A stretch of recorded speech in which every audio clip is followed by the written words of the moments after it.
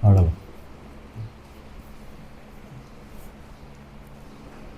ชีวิตอย่าไปจริงจังกับมันคักหลายมีหยังแน่นอนเพราะว่าสุดท้ายแล้วก็ต้องตายไม่ว่าเฮาตั้งหวังไว้หลายมันบ่เป็นดังหวังก็มีจังว่าทุกอย่างมันบ่เที่ยงว่าซั่นว่าสัพเพสังขาราอนิจจาสิ่งทั้งหลายทั้งปวงมันบ่เที่ยงมันเปลี่ยนไปแต่ตลอดเปลี่ยนแปลงได้ตลอดแม้แต่เฮาตั้งใจไว้หรือว่าสิ่งที่มันควรจะเป็นมันก็สามารถเปลี่ยนแปลงได้เฮาไปยึดไว้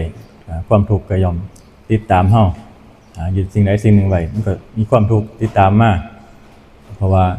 เฮาไปยึดไว้มันบังคับบ่ได้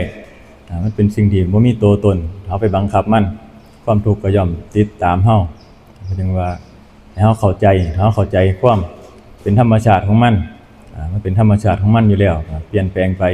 เหมือนกับบ้านเรือนของเฮานี่ล่ะเฮาสร้างไว้ตอนเฮาสร้างไว้ใหม่ๆจังซี่มันก็งามพอใส่ไปอยู่โดนไปมันก็ผุพังเป็นธรรมดาถ้าเฮาไปยึดให้มันงามเหมือนกับเฮาที่เฮาสร้างไว้เฮาก็เป็นทุกข์นำมันเป็นทุก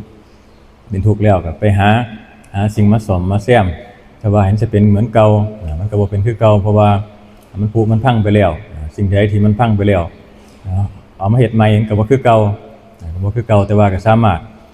อยู่ไปได้แต่ว่าก็สิให้เป็นแบบเหมือนกับสร้างใหม่ก็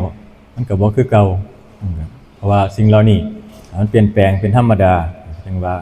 ให้เฮาเข้าใจความเป็นธรรมชาติของมันมีเกิดขึ้นตั้งอยู่ก็ต้องดับไปสิ่งใดที่มันเกิดขึ้นมันก็ต้องดับได้คือกันแม้แต่ร่างกายของคนเฮาเกิดขึ้นมาแล้วก็ตั้งอยู่สุดท้ายแล้วก็ดับไปก็ตายไปถ้าเฮาเข้าใจสิ่งเหล่านี้เอาเข้ามาเตือนสติของเฮาในการใช้ชีวิตของเฮาให้ตั้งอยู่ในความบ่ประมาทก็คือนึกถึงสิ่งที่มันเป็นกุศลไว้ในจิตในใจของเฮาในขณะใดที่จิตมันเป็นอกุศลนั่นให้เฮาเปลี่ยนความคิดถึงสิ่งที่มันเป็นกุศลไว้คือจังว่าความเพียรบ่แม่นแต่ว่าเดินจงกรมนั่งสมาธิเพื่อเพียรสังเกตความคิดของเฮาสังเกตความคิดว่ามันคิดไปทางอกุศลบ่ถ้ามันคิดไปทางอกุศลก็หาวิธีละมันของเฮาคือลมหายใจหรือว่าจับจุดอุณโลมเป็นที่เป็นฐานเป็นความรู้สึกตัวของเฮาอยู่ในลมหายใจหรือว่าคำบริกรรมพุทโธจังซี่